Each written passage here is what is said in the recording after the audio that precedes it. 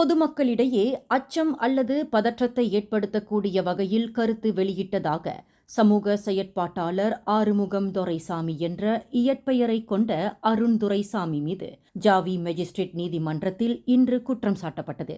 56 வயதான ஆறுமுகம் துரைசாமி நீதிபதி நூருல் ஐனா அஹ்மத் முன்னிலையில் வாசிக்கப்பட்ட குற்றச்சாட்டை மறுத்து விசாரணைக்கு கோரினார். கடந்த ஆண்டு மார்ச் 12ஆம் தேதி பிற்பகல் 3:45 மணியளவில் தனது இன்ஸ்டாகிராம் பக்கத்தில் வெளியிட்ட கருத்து ஒன்றின் அடிப்படையில் அவர் மீது குற்றம் சாட்டப்பட்டது.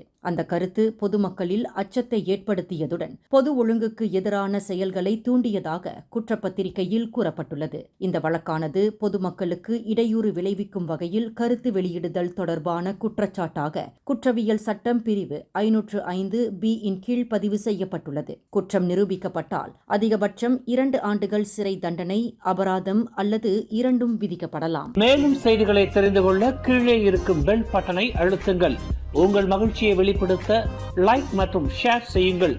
தொடர்ந்து திசைகளோடு இணைந்திருக்க சப்ஸ்கிரைப் செய்யுங்கள்.